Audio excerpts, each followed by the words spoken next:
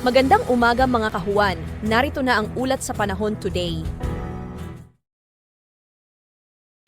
Sa kasalukuyan ay meron tayong dalawang low pressure areas na minomonitor sa labas ng ating area of responsibility. Yung isang LPA ay huling namataan sa east-northeast ng extreme northern Luzon, samantala yung isang LPA pa ay nandito namataan sa silangan ng Mindanao, kung saan ito pong parehong LPA na ito or itong dalawang LPA na ito ay hindi natin inaalis yung posibilidad na maging isang bagyo sa mga susunod na araw. Ngunit within 24 hours is nananatili pong mababa pa yung chance nito na ma-develop. At ayon po sa ating latest analysis, wala rin itong direct effect sa anumang bahagi ng ating bansa. Ngunit bukas po, posibleng itong LPA na nasa east-northeast ng extreme northern Luzon, kapag po ito ay pumasok sa loob ng ating area of responsibility or mas lumapit lamang dito sa may northern boundary ng PAR, ay posible po nitong bahagyang mahila yung southwest monsoon o habagat, kung saan yung habagat po natin yung nakikita natin magdudulot ng mataas na chance ng mga pag-ulan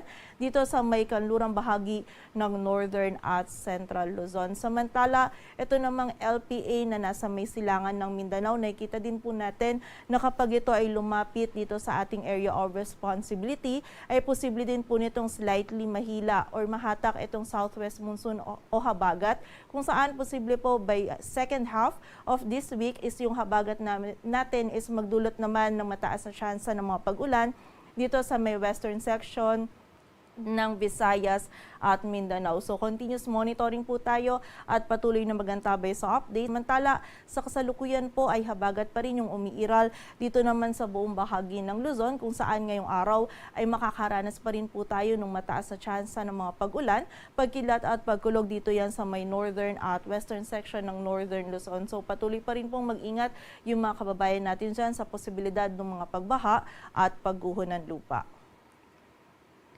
At para nga sa magiging lagi ng panahon ngayong araw ng linggo, maulap na kalangitan at mga kalat-kalat na pagulan pa rin yung mararanasan dito sa bahagi ng Batanes, Babuyan Islands, maging sa Ilocos Norte at Ilocos Sur, dulot yan ng habagat. And posible din po mamayang hapon at gabi ay magiging mataas din po yung tsansa ng mga pag-ulan sa buong bahagi ng Ilocos Region. So muli po, pag-iingat pa rin para sa mga kababayan natin sa posibilidad ng mga pagbaha at pagguho ng lupa. Samantala dito naman sa Metro Manila maging sa nalalabing bahagi pa ng Luzon ay meron pa rin tayong posibilidad ng mga isolated na mga pag-ulan, pagkilat at pagkulog, dulot pa rin po yan ng habagat.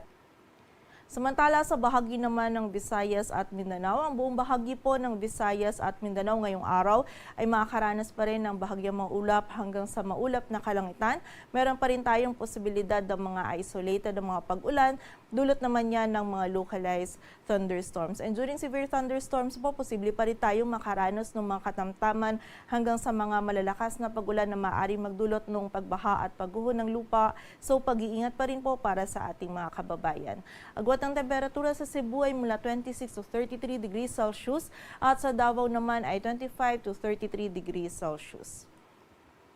Para naman sa lagay ng dagat baybayin ng ating bansa, wala po tayong nakataas na gale warning, kaya malayang makakapalaot yung mga kababayan natin mga isda, pati na rin yung may mga maliliit na sasakyang pandagat.